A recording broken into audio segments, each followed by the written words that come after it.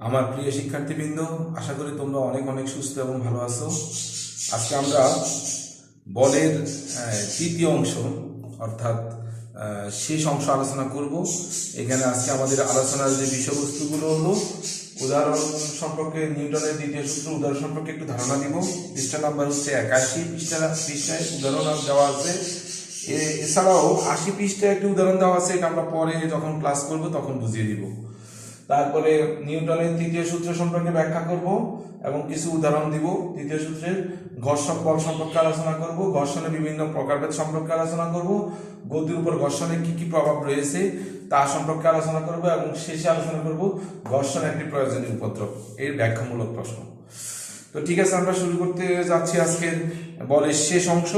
প্রথমে দেখো তোমরা পৃষ্ঠা খুলো 81 নম্বর পৃষ্ঠায়। 81 নম্বর পৃষ্ঠা দেখো, এখানে দুই ধরনের অঙ্ক দেওয়া আছে। তার আগে আমরা এর আগে পেয়েছিলাম বল F = ma। এখানে আমরা F = mg ও লিখতে পারি যদি ত্বরণজনিত হয়। ত্বরণ এর পরিবর্তে যদি অভিকর্ষ ত্বরণজনিত যদি g হয়, তখন আমরা F = mg ও লিখতে পারি।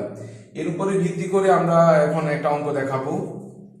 লক্ষ্য করো, এখানে 81 নম্বর পৃষ্ঠায় চিত্রটা দেওয়া আছে। এই চিত্রটা হচ্ছে মূলত ধরো এরকম একটা কাঠের পৃষ্ঠ, এই পৃষ্ঠের উপরে একটা বস্তু দেওয়া আছে। এখানে একটা বস্তু দেওয়া আছে, এই বস্তুর ভর দেওয়া আছে m। এখানে একটি চা কপি কলের মাধ্যমে এরকম একটি বস্তু দেওয়া আছে যার ভর দেওয়া আছে m। তার মানে এখন এই বস্তুটির ত্বরণ নির্ণয় করতে বলছে। কিভাবে বস্তুটির ত্বরণ নির্ণয় করা যায় খেয়াল করো। বস্তুটির ভর দেওয়া আছে m, আর নিচে যে বস্তুটি ঝুলিয়ে দেওয়া আছে তার ভর দেওয়া আছে m। তো আমরা বলের সংজ্ঞা থেকে লিখতে পারি F = ma, বা এই বস্তুর ক্ষেত্রে বা আমরা লিখতে পারি F/m।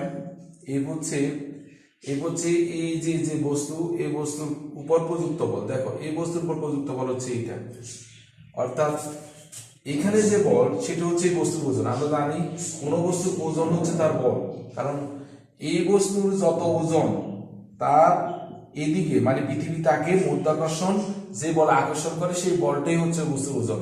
তাহলে আমরা জানি ওজন বা বল F = mg। যেহেতু জি তার অভিকর্ষ ত্বরণ, তাহলে এই বস্তুর উপর যে বল ক্রিয়া করছে সেই বল হচ্ছে mg। তাহলে আমরা আমরা লিখতে পারি, এই পরিবর্তে লিখতে পারি mg/m। তাহলে দেখো, কোন বস্তুর যদি ভর দেওয়া থাকে তাহলে ওই বস্তুর ভর থেকে কোন বস্তুর ওজন বের করে আমরা ওজনের মানকে ভরের মান দিয়ে ভাগ করলে ওই বস্তুর ত্বরণ পাওয়া যায়। আশা করি তোমরা বই থেকে একবার প্র্যাকটিস করে নিলে ক্লিয়ার হয়ে যাবে। পরেরটা দেখো, নিচের উদাহরণটি দেখো। এখানে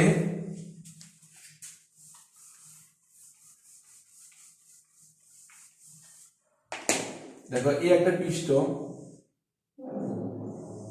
এই পৃষ্ঠের এখানে একটা বস্তু দেওয়া আছে। ধরো এখানে একটা চাকার মাধ্যমে বা একটা কপি কলের মাধ্যমে এখানে একটি বস্তু ঝুলানো আছে, আবার ঠিক এখানে একটি কপি কলের মাধ্যমে এখানে একটি বস্তু ঝুলানো আছে। এই বস্তুর ভর দেওয়া আছে 5 কেজি, আর এই বস্তুর ভর দেওয়া আছে 10 কেজি। তাহলে এই বস্তুর উপর প্রযুক্ত বল কত, সেখান থেকে আমরা বস্তুটির ত্বরণ নির্ণয় করতে পারি। ধরো বস্তুটির ভর m। তাহলে দেখো, এখানে প্রযুক্ত বল আমরা কিভাবে বের করব। যখন আমরা এর আগের অঙ্ক করছিলাম তখন একটা বস্তু ছিল, তখন সেই বলে হলো ওই বস্তুর উপর প্রযুক্ত বল। আর এখানে দেখো, দুই দিকে দুইটি বস্তুর এইখানেও একটা বল কাজ করে, মানে এই বস্তুর ওজন যা হবে এখানে একটা বল কাজ করে, আবার এই বস্তুর ওজন যা হবে এখানে একটা বল কাজ করে। দেখো, এই বল আর এই বল দুইটির ক্ষেত্রে দেখো, এটি যদি এদিকে ক্রিয়াশীল হয় এটি হবে প্রতিক্রিয়া বল। তাহলে প্রথমে আমরা এদিকের বল বের করি। এদিকের বল হচ্ছে F1 = mg। ধরো m1g, এখানে m1 মান হচ্ছে 5 কেজি আর g মান হচ্ছে 9.8। তাহলে ওজন হবে কত, এখানে দেওয়া আছে 49 নিউটন। আবার দেখো, এখানে প্রযুক্ত বল বা ওজন m2g ইকুয়াল টু এম টুর মান হচ্ছে 10 কেজি আর জি মান হচ্ছে 9.8 সমান কত 98 নিউটন। দেখো এদিকে যদি বল 49 নিউটন হয়, এদিকে যদি 98 নিউটন হয়, তাহলে দেখো একটা বল আরেকটা বলকে কি করবে, নাচক করে দিবে, মানে নষ্ট করে দিবে। ফলে উপযুক্ত বল হবে 98 মাইনাস 49, তাহলে কত 49। তাহলে আমার এই বস্তুর উপর কাজ করবে 49 নিউটন। তাহলে আমার এই বস্তুর উপর কাজ করবে 49 নিউটন। তাহলে দেখো একটি বস্তুর ক্ষেত্রে যদি আলাদা দুইটি বস্তু না থেকে যদি একটি বস্তু থাকে, তখন তার ওজনই হবে তার উপর প্রযুক্ত বল। আর যদি দুই দিকে থাকে, তাহলে এদিকের বল এবং এদিকের বল উভয় বল ক্রিয়া করে ক্রিয়া এবং প্রতিক্রিয়ার বল থেকে যে বলটা বেশি বল থেকে কম বল বিয়োগ করলে যে বলটা থাকে সেই বল হবে এই বস্তুর উপর ক্রিয়াশীল বল। এখন আমরা যেহেতু বস্তুর উপর ক্রিয়াশীল বল 49 পেলাম, এখন আমরা এখানে ত্বরণ বের করতে পারি। তাহলে এই ইকুয়াল টু কত, এফ বাই এম। তাহলে আমরা এফ এর মান বের করতে বসাতে পারি 49, আর এম এর মান বস্তুর উপর দেওয়া থাকলে এম এর মান বসিয়ে এই বস্তুর আমরা ত্বরণ নির্ণয় করতে পারি। ওকে, তোমরা একটু বই থেকে দেখে একবার প্র্যাকটিস করে নিও। এবার আসো 82 নম্বর পৃষ্ঠায় রাবার ব্যান্ডের মাধ্যমে যে একটা ব্যালেন্স তৈরি করছে, এটা তোমরা আশা করি পড়লে পারবে। এটা আমি বুঝে দেওয়ার খুব একটা দরকার নেই, এটা সহজ আছে। এখন আমরা আলোচনা করব নিউটনের তৃতীয় সূত্র।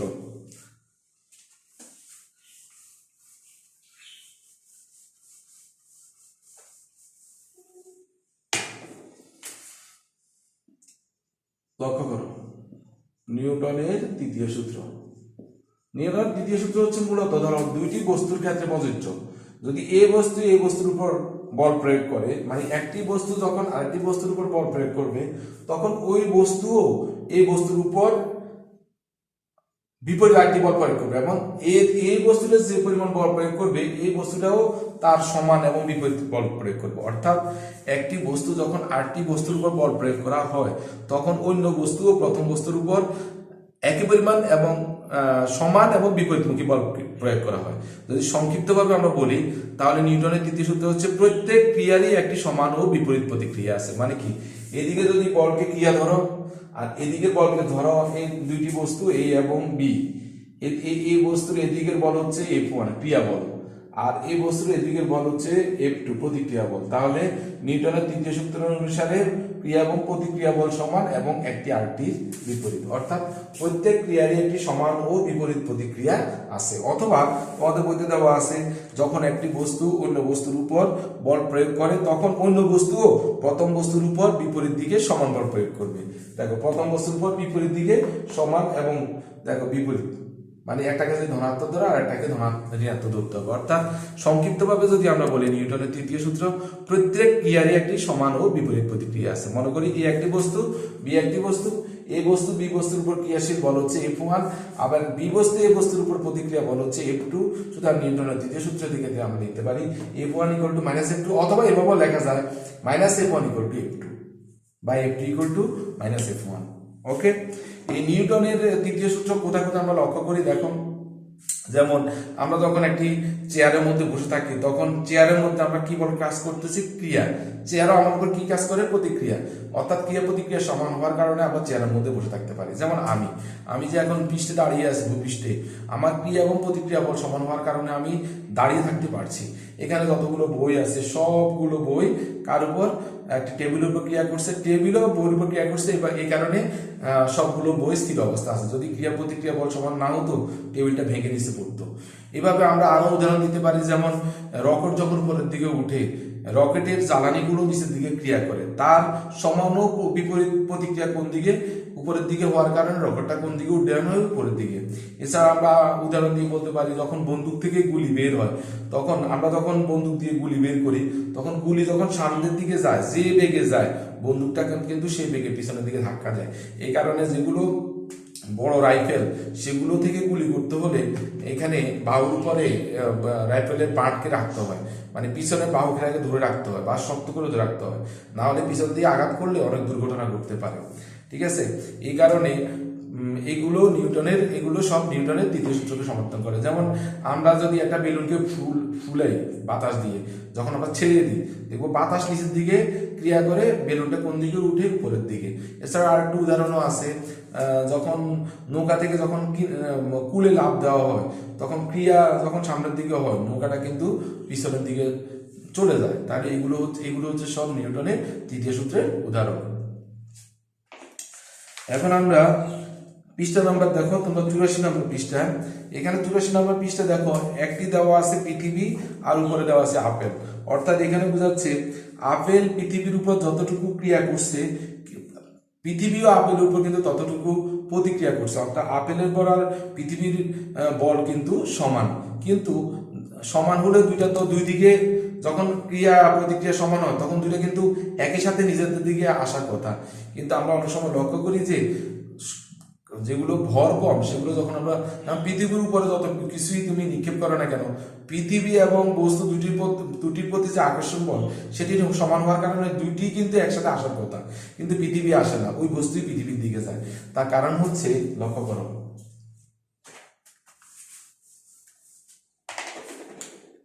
এই হলো পৃথিবী, এই হলো ক্ষুদ্র একটা বস্তু। দেখো পৃথিবীর ভর m আর এই ক্ষুদ্র বস্তুর ভর হচ্ছে m।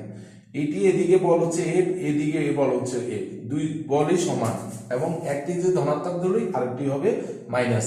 কিন্তু দেখো বল, এই ক্ষুদ্র বলটা কিন্তু পৃথিবীর দিকে যাবে, পৃথিবী কিন্তু বলের দিকে যাবে না, যদিও তাদের আকর্ষণ বল সমান হয়। তার কারণ হচ্ছে এখানে আমরা যদি ধরো ত্বরণ বের করি, শুধু বস্তুর ত্বরণ, এ ইকুয়াল টু কি এফ বাই এ, এখানে প্রযুক্ত বল যদি এফ ধরি, সরি এম, তাহলে এখানে বস্তুর বল যদি আমরা এম বসাই, ঠিক আছে, লক্ষ্য করো, যেমন এখানে এই বস্তুটিকে কি বল আকর্ষণ করছে, এই আকর্ষণ বল এফ, আর যে বস্তু সেই বস্তুর ভর যদি আমরা এম ধরি তাহলে দেখো এর মান হবে অনেক অনেক কম। তোমরা একটু লক্ষ্য করো, এখানে একটা অঙ্ক দেওয়া আছে, বইটা খোলো, F equal to M A, এখানে A equal to F by M.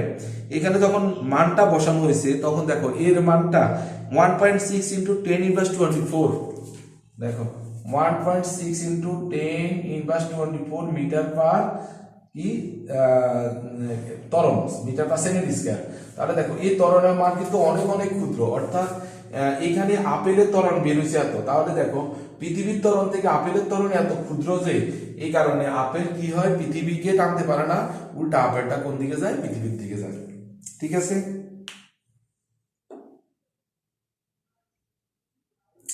লক্ষ্য করে এখানে একটা উদাহরণ দেওয়া আছে, m ইকুয়াল টু এত যদি পৃথিবীর ভর হয় তাহলে 1 কেজি পর একটি বস্তুর উপর ছেড়ে দিলে তার জন্য পৃথিবীর ত্বরণ হবে কত।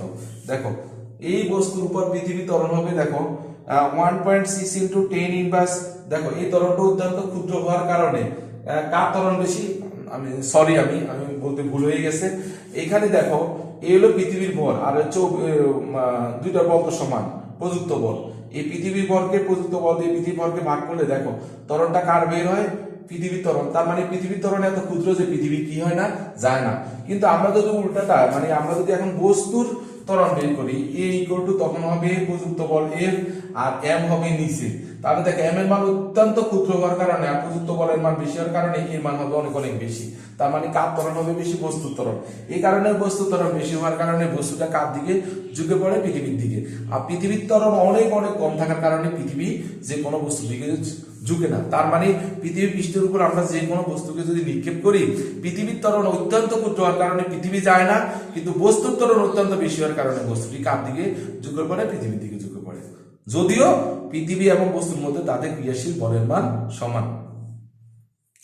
এবার দেখো আমরা নিউটনের দ্বিতীয় সূত্রের আরেকটা উদাহরণ দিতে পারি, যেমন 85 নম্বর পৃষ্ঠা দেওয়া আছে, আমরা যখন হাঁটি তখন আমাদের পাটা কিন্তু মাটির দিকে ক্রিয়া করে, মাটিও আমাদের পার দিকে প্রতিক্রিয়া বল ক্রিয়া করে, এই কারণে আমরা সহজে হাঁটতে পারি। তাহলে আমরা যখন রাস্তা দিয়ে হাঁটি তা নিউটনের কোন সূত্রকে সমর্থন করে, নিউটনের তৃতীয় সূত্রকে সমর্থন করে।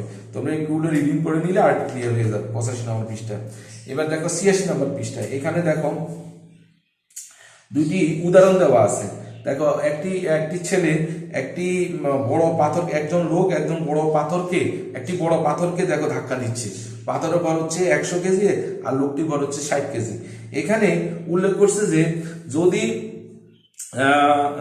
মানে তাদের উপর তুমি ঠিক করছো 10 সেকেন্ড পর পাথরটির বেগ কত হবে, 10 সেকেন্ড পর পাথরটির বেগ কত হবে। প্রথমে দেখো আমরা প্রথমে পাথরের ত্বরণ বের করছি, পাথরের ত্বরণ বেড়েছে 0.5 মিটার সেকেন্ড ইনভার্স 2। তারপরে দেখো ব্যক্তিটির ত্বরণ বের করছি, ব্যক্তিটির ত্বরণ কত 1 মিটার সেকেন্ড ইনভার্স 2। দেখো এটি যদি পাথর হয়, ব্যক্তি হয়,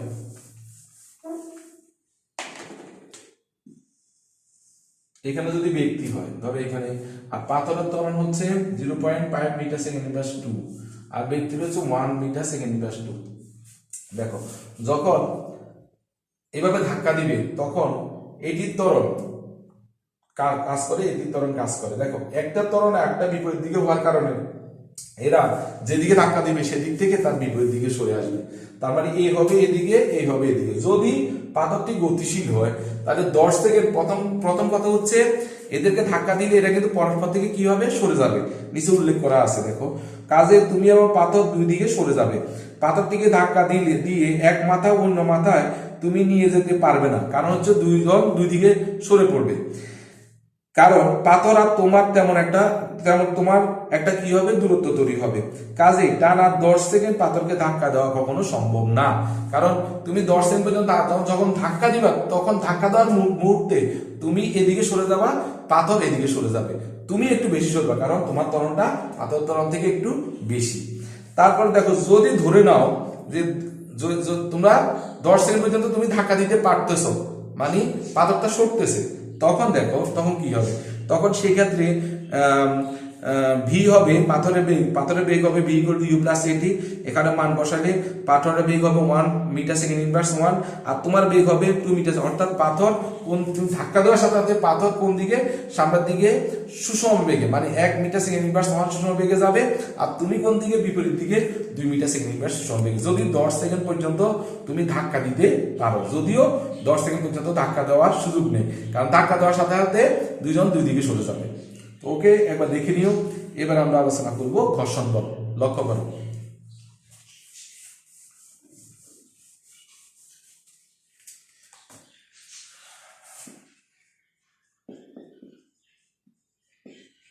ঘর্ষণ বলটা মূলত কি। দেখো এদিকে ধরো আমি যখন একটি গাড়ি, এই হলো চাকা, গাড়িটা আমি লক্ষ্য করো, গাড়িটা আমি এদিকে যখন একটা খেলা গাড়ি ধরো, যখন আমি গাড়িটাকে চালালাম তখন দেখো খেলা গাড়ির যে চাকা আছে, চাকার সাথে রাস্তার একটা কি কাজ করে, ঘর্ষণ। কোন দিকে গাড়ির এদিকে গতিশীল হয় আর বিপরীত দিকে একটা ঘর্ষণ কাজ করে, কার জন্য, রাস্তার জন্য। তখন এক সময় দেখা যাবে যে খেলনা গাড়িটি কি হয়, থেমে যায়। তাহলে দেখো এই যে কোন একটি গতিশীল বস্তুর উপর বিপরীত দিকে যে ক্রিয়াশীল বল কাজ করে, হ্যাঁ, সেই প্রতিক্রিয়া বিপরীত দিকে যে বল কাজ করে সেই বলটা হচ্ছে ঘর্ষণ বল। সবসময় ঘর্ষণ বল, যেমন আমি যে এখন দাঁড়িয়ে আছি, আমার পায়ের সাথে কিন্তু পৃথিবীর পৃষ্ঠের একটা ঘর্ষণ বল কাজ করতেছে, এটিকে স্থিতি ঘর্ষণ বলে। ধরো কোনো বস্তুর উপর যখন চলে, যেমন যে কোনো গাড়ির ক্ষেত্রে সবসময় চাকার সাথে রাস্তার ঘর্ষণ বল কাজ করে। আর ঘর্ষণ বল কাজ করার কারণে আমাদের অনেক সুবিধাও আছে, আবার অসুবিধাও আছে। তাহলে দেখো ঘর্ষণ বল কখন কখন বেশি হয়, যেমন একটি আমরা যখন অনেক সময় হাঁটি তখন আমাদের পায়ের নিচে যে দেখবা, পায়ের নিচে তার নিচের পৃষ্ঠে দেখবা এরকম একটু প্লেন, মসৃণ অমসৃণ। যদি মসৃণ থাকতো তাহলে ঘর্ষণ কম হওয়ার কারণে আমরা পিছলিয়ে পড়ে যেতাম। আবার দেখো আমাদের জুতার দিকে আমরা লক্ষ্য করলে জুতার নিচে দেখবা মসৃণ না অমসৃণ থাকে, যাতে ঘর্ষণ বল বেশি হয়। ঘর্ষণ বল বেশি হলে আমরা পিছলিয়ে আর পড়ি না। তাহলে দেখো কোনো গতিশীল বা কোনো স্থিতিশীল বস্তুর উপর বিপরীত দিকে যে ক্রিয়া বা বিপরীত দিকে যে ক্রিয়া কাজ করে, যে বল কাজ করে, সেই প্রযুক্ত বলকে বলা হয় ঘর্ষণ বল। তাহলে তোমরা 28 নম্বর পৃষ্ঠা যদি বিস্তারিত ঘর্ষণ বল সম্পর্কে দেওয়া আছে, তোমরা পড়লে আশা করি বুঝতে পারবে। এবার আমরা ঘর্ষণের বিভিন্ন প্রকারভেদ সম্পর্কে আলোচনা করব। প্রথম হচ্ছে স্থিতি ঘর্ষণ। স্থিতি ঘর্ষণটা সহজ।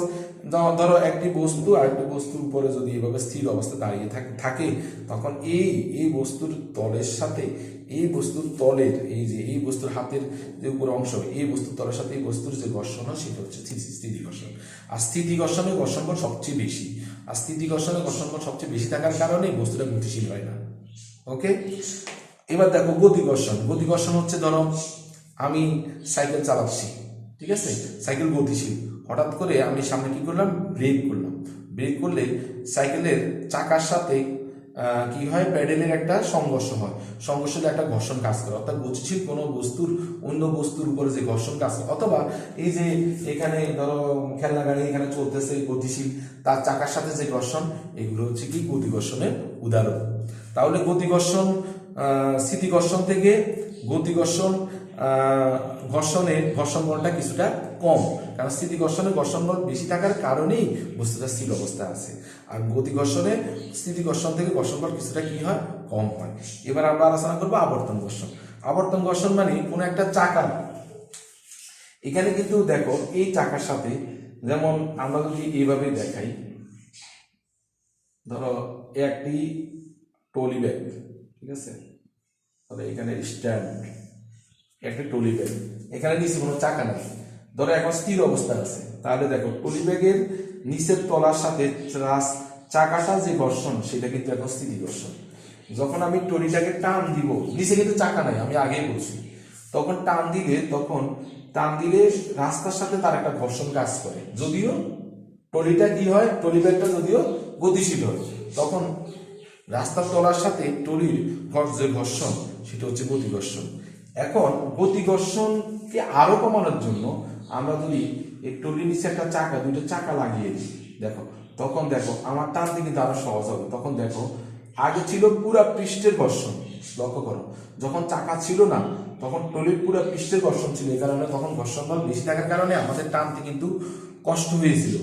এখন যদি আমরা ট্রলির নিচে যদি আমরা চাকা লাগিয়ে দিই, দেখো এখন আমাদের দেখো পুরা প্রান্ত ঘর্ষণের পরিবর্তে শুধুমাত্র চাকার নিচের সামান্য প্রান্তগুলো চাকার সাথে রাস্তার ঘর্ষণ হওয়ার কারণে ঘর্ষণ বল পূর্বের তুলনায় অনেক অনেক কমে যায়। তখন আমরা ট্রলি ব্যাগটাকে টানতে অনেক সুবিধা হয়। এই কারণে গতি ঘর্ষণ থেকে আবর্তন ঘর্ষণে ঘর্ষণ বল অনেক অনেক কম। এই কারণে গতি ঘর্ষণ থেকে আবর্তন ঘর্ষণে ঘর্ষণ বলকে কমানোর জন্য আমরা যে কোনো ট্রলি ব্যাগের নিচে আমরা চাকা লাগিয়ে আমরা সহজে টানতে পারি। এটা অনেক সময় ব্যাখ্যামূলক প্রশ্ন আসে যে গতি ঘর্ষণ থেকে আবর্তন ঘর্ষণে, গতি ঘর্ষণ থেকে আবর্তন ঘর্ষণে ঘর্ষণ বল কেন কম? আবর্তন ঘর্ষণের ক্ষেত্রে দেখা যায় যে আবর্তিত হওয়ার ক্ষেত্রে আবর্তনের চাকার সাথে রাস্তার সাধারণত আবর্তন ঘর্ষণ করানো হয় গোল কোনো কিছু বস্তু ব্যবহার করে। এই কারণে যে কোনো গাড়ি, যে কোনো বস্তু নিচে চাকা বা কোনো কিছু সাধারণত গলিয়ে থাকে, যাতে আবর্তন ঘর্ষণ জনিত কারণে ঘর্ষণ বল তার কম থাকে। ওকে, এবার আমরা আলোচনা করবো প্রবাহী ঘর্ষণ। প্রবাহী বলতে কাদেরকে বোঝাচ্ছে? প্রবাহী বলতে যারা প্রবাহমান, অর্থাৎ কঠিন, তরল এবং বায়বীয় তিনটি পদার্থের মধ্যে তরল এবং বায়বীয় পদার্থকে বলা হয় প্রবাহী পদার্থ, অর্থাৎ প্রবাহী বস্তু। এই যে প্যারাশুট যখন আমরা প্যারাশুট দিয়ে যখন নামবো, বা যারা প্যারাশুট দিয়ে নামে, বা সোলজার্সরা যখন বিমান থেকে প্যারাশুট দিয়ে নামে, তখন এভাবে দেখো বাতাসটা প্যারাশুটের মধ্যে আটকে যায়।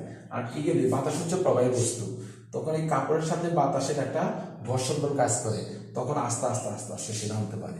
তাহলে এটি হচ্ছে প্রবাহী ঘর্ষণের একটি উদাহরণ। অথবা আমরা যখন পুকুরের পানিতে যখন লাফ দিয়ে যখন সাঁতার কাটি, তখন পুকুরের পানির সাথে আমাদের হাত পা কিন্তু ঘর্ষণ কাজ করে।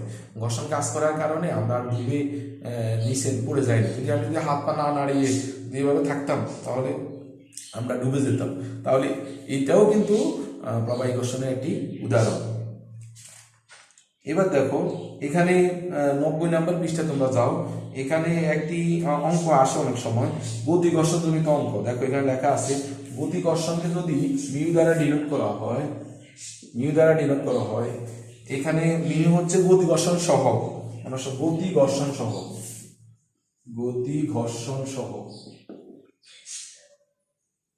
সহগ মানে ধ্রুবক, মিউ দ্বারা ডিনোট করা হয়, তাহলে মিউ ইকুয়াল টু আমরা লিখতে পারি ট্যান থিটা। এটা আসলে কি? মূলত এটা আসলে একটু তোমরা আগে এখানে স্থিতি ও গতি ঘর্ষণের সহগের ব্যাখ্যাটা আগে একবার পড়ে নিবে। পড়ে নেওয়ার পর এখানে মূলত এইভাবে বলা আছে, ধরো এই একটা বই, ঠিক আছে, বইয়ের উপরে একটা দিয়াশলাই বক্স আছে। দিয়াশলাই বক্সটা খালি বক্স নিয়ে তার মধ্যে মাটি রেখে যদি তুমি এভাবে রেখে দাও, যখন সেটি ভূপৃষ্ঠের সাথে তোমার এভাবে সমতলে থাকবে, তখন এটি কিন্তু নিচের দিকে ঘর্ষণজনিত কারণে, স্থিতি ঘর্ষণজনিত কারণে সে কিন্তু স্থির অবস্থা থাকবে। এবার যখন তুমি লক্ষ্য করো, ধরো এই একটা বস্তু, ঠিক আছে, এখন স্থির অবস্থা আছে, যখন আমরা এটাকে আস্তে আস্তে ডালু করবো, আস্তে আস্তে ডালু করবো, তখন আস্তে আস্তে নিচে পড়ে যাবে। এই ঢালু হচ্ছে কত ডিগ্রি কোণে ঢালু করলাম, এই কত ডিগ্রি থিতা হচ্ছে সেই কোণের মান। অর্থাৎ ওই কোণের মানটা যদি জানা থাকে, তাহলে ওই তেলের সাথে ওই মানটা বসিয়ে তুমি গতি ঘর্ষণ সহগ নির্ণয় করতে পারো। মজার ব্যাপার হচ্ছে কি, ডিএসএলআর বক্স যদি তুমি একটা রাখো, আরো যদি 10টাও রাখো, তখন কিন্তু তার একই কোণে, অর্থাৎ প্রথমটার জন্য যে কোণ হবে, দ্বিতীয়টার জন্য একই কোণ, তৃতীয়টা যদি পরপর এভাবে সাজাও, প্রত্যেকটার জন্য কিন্তু কোণের মান একই হবে। কারণ যখন যত বেশি তুমি নিচের দিকে রাখবা, তখন তার স্থিতি ঘর্ষণও বেশি, সহগ তখন তার একই থাকে।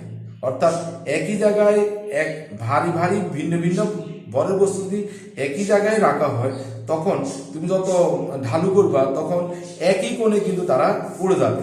অর্থাৎ কোণের মান তখন ঠিক থাকলে তখন সহগ একই আসে। অর্থাৎ তুমি একটি বস্তু দিয়ে পরীক্ষা করলেও যা হবে, 10টি পরপর বস্তু দিয়ে পরীক্ষা করলেও তা হবে। অর্থাৎ কোনো বস্তুর উপর কোনো বস্তুর গতি ঘর্ষণ আমরা এভাবে এই থিতার মান বের করে আমরা সহজে সহগটা বের করতে পারি। এবার দেখো গতির উপর ঘর্ষণের প্রভাব।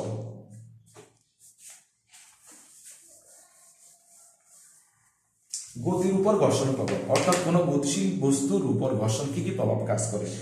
যেমন টায়ারের পৃষ্ঠ, আমরা জানি গাড়ির মধ্যে যে চাকা ব্যবহার করা হয়, চাকার মধ্যে টায়ারের মধ্যে তোমার দেখবা টায়ারের পৃষ্ঠে খাঁজ কাটা থাকে। কেন?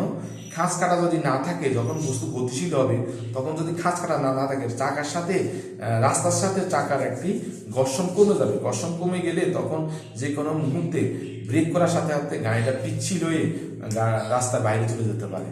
অর্থাৎ গতির উপর ঘর্ষণের প্রভাব রয়েছে। অর্থাৎ গতিশীল কোনো বস্তুকে থামানোর জন্য চাকার মধ্যে খাঁজ কাটা ব্যবহার করা হয়। আবার দেখা যায় রাস্তার ক্ষেত্রে পিচ ডালা রোড ব্যবহার করা। পিচ ডালা রোড যদিও মনে হয় মসৃণ, কিন্তু তুমি অতসী কাজ দিয়ে যখন দেখবা, তখন দেখবো অমসৃণ হওয়ার কারণে চাকার সাথে পিচ ডালা রোডের একটা ঘর্ষণ হয়। ঘর্ষণ হলে সহজে রাস্তার মধ্যে দিয়ে গাড়ি চলতে পারে, তখন ঘর্ষণজনিত কারণে। এরপরে দেখো রাস্তার মসৃণতা তো বললাম।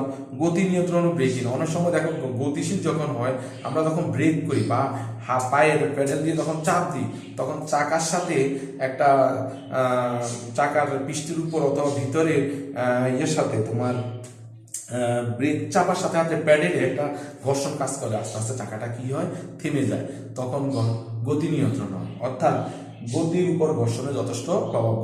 গতিশীল কোনো বস্তুকে গতি নিয়ন্ত্রণ করার জন্য ঘর্ষণের প্রয়োজন রয়েছে। তোমরা রিডিং পড়লে আশা করি বুঝতে পারবে। এবার ঘর্ষণ কিভাবে বাড়ানো যায়, ঘর্ষণ কিভাবে কমানো যায়, আশা করি তোমরা এগুলো পড়লে বুঝতে পারবে। যেমন যে পৃষ্ঠ ঘর্ষণ, সেই পৃষ্ঠ যত মসৃণ যত হবে, ঘর্ষণ তত কমে যাবে। তারপরে আমরা কোনো একটা পৃষ্ঠের মধ্যে যদি কোনো লুব্রিকেটিং বা কোনো পিস্তানো পদার্থ ব্যবহার করি, তাহলে দেখা যায় ঘর্ষণ তার সবচেয়ে কমে যায়। যেমন আমরা অনেক সময় দেখা যায় কলাপসিবল গেটের নিচে, চাকার নিচে আমরা মোবিল বা বিভিন্ন তেল জাতীয় পদার্থ ব্যবহার করি। আমাদের থাই গ্লাস আছে, থাই গ্লাসের নিচে আমরা মোবিল বা তেল জাতীয় পদার্থ ব্যবহার করি, যাতে সহজে ঘর্ষণ কম থাকে। ঠিক আছে। আবার এইভাবে এখানে অনেকগুলো পয়েন্ট দেওয়া আছে, 6টা পয়েন্ট দেওয়া আছে, তোমরা এগুলো পড়ে নিবা। আবার ঘর্ষণ কিভাবে বাড়ানো যায় সেগুলো আশা করি তোমরা পড়লে পারবা। এবার দেখো লাস্ট প্রশ্ন, ঘর্ষণ একটি প্রয়োজনীয় উপদ্রব। প্রয়োজনীয় কথাটার মানে হচ্ছে আমাদের মানে কি কাজে লাগে, আর উপদ্রব মানে আমাদের কি ক্ষতি। ঠিক আছে। তাহলে লক্ষ্য করো, ঘর্ষণ একটি প্রয়োজনীয় উপদ্রব। প্রয়োজনীয় কথাটার মানে হচ্ছে আমাদের সুবিধা, এবং উপদ্রব কথাটার মানে হচ্ছে অসুবিধা। অর্থাৎ ঘর্ষণ আমাদের সুবিধা হয়, অসুবিধা হয়। সুবিধা কি? ঘর্ষণ থাকার কারণে আমরা হাঁটতে পারি। ঘর্ষণ না থাকলে কিন্তু আমরা হাঁটতে পারতাম না, পিছলিয়ে পড়ে যেতাম। ঘর্ষণ থাকার কারণে তোমার এই যে দেয়ালের মধ্যে যখন পেরেক ঢুকানো হয়, বা কোনো গাছের ভিতরে পেরেক ঢুকানো হয়, পেরেকটা কিন্তু ঘর্ষণজনিত কারণে আটকে থাকে, তখন টান যদি ঘর্ষণ না থাকতো টান দিলে কিন্তু খুলে যেত। তাহলে ঘর্ষণের কারণে আমরা যে যারা পাহাড়িরা যখন রশি বেয়ে উপরে উঠে তখন হাতের মধ্যে চক পাউডার ব্যবহার করে তখন উপরের দিকে উঠে, দেখা যায় যে চক পাউডারের কারণে রশির সাথে চক পাউডারের একটা ঘর্ষণের কারণে সহজে উপরের দিকে উঠতে পারে। তাহলে এইসব কারণে ঘর্ষণ অত্যন্ত প্রয়োজনীয়। আবার ঘর্ষণের কারণে গাড়ি চালানো যায়, চাকার সাথে রাস্তার ঘর্ষণজনিত কারণে তখন পিছলিয়ে রাস্তা থেকে ছিটকে পড়ে যায় না। আবার উপদ্রব, এটা প্রয়োজনীয়। আবার উপদ্রব হলো ক্ষতি। ঘর্ষণ আমাদের কি কি ক্ষতি করে, যেমন ঘর্ষণ গাড়ি যখন চলে তখন গাড়ির ভিতরে ইঞ্জিনের পিস্টন কিন্তু উপরে নিচে উঠানামা করে। গাড়ির ভিতরে ইঞ্জিন পিস্টন যদি এভাবে উঠানামা করে তখন চাকা সামনের দিকে চলে। এটার বিস্তারিত ইন্টারমিডিয়েটের বইতে আছে। তখন পিস্টন উপরে নিচে উঠানামা করলে দেখা যায় যে ঘর্ষণ বেড়ে যায়। ঘর্ষণ বেড়ে গেলে তখন পিস্টন ভেঙে যাওয়ার সম্ভাবনা থাকে। তখন লুব্রিকেটিং ব্যবহার করা হয় যাতে পিস্টনের মধ্যে ঘর্ষণ কম থাকে। তাহলে এটি আমাদের ক্ষতি। আবার ঘর্ষণ থাকার কারণে আমরা যে কলাপসিবল গেট এবং যে আমার থাই গ্লাসগুলো আমাদের কি হয়, নিচে চাকাগুলো অনেক সব ভেঙে দিতে পারে। তাহলে এটি আমাদের উপদ্রব অর্থাৎ ঝামেলা, ক্ষতি। তাহলে ঘর্ষণ আমাদের দুইটাই, উপকারও আসে আবার ক্ষতিও আসে। এই কারণে আমরা দুইটির উপরে ভিত্তি করে বলতে পারি ঘর্ষণ একটি প্রয়োজনীয় উপদ্রব। ঠিক আছে, আশা করি মোটামুটি তোমাদের এই পর্যন্তই শেষ। আরো টুকটাক ভিতরে কিছু সমস্যা থাকতেই পারে, পরবর্তীতে যখন আবার ক্লাস শুরু হবে তখন আমরা বিস্তারিত যে সমস্যা যেগুলো বাকি রয়ে গেছে এগুলো নিয়ে আমরা আলোচনা করব। মোটামুটি তোমাদের অধ্যায় শেষ। আমি যদি পারি তোমাদের সাথে কথা বলে পড়া হতে নিতে পারি। আর এরপরে তোমাদের এই একদিন পরেই আমি কিছু গুরুত্বপূর্ণ সৃজনশীল প্রশ্ন সিলেক্ট করে তোমাদের মেসেঞ্জারে পাঠিয়ে দিব। তো তোমরা প্রশ্নগুলো যখন সলভ করবে তখন যদি কোনো সমস্যা থেকে থাকে তখন আবার আমাকে জানালে আমি আবার ওই প্রশ্নের সমাধানের উপরে সৃজনশীল প্রশ্নের সমস্যার উপরে আমি একটা সমাধান করব। তোমাদের সমস্যাগুলো তোমরা যখন তুলে ধরবে ওই সমস্যাগুলোর উপর আমি আরেকটি সমাধান করে আরেকটি ভিডিও আপলোড করে পাঠাবো। তো সবাই ভালো থেকো, সুস্থ থেকো, নিরাপদে থেকো, বাসায় থেকো এবং স্বাস্থ্যবিধি মেনে চলিও। সবাইকে অনেক অনেক ধন্যবাদ। আজকের মতো এখানেই শেষ।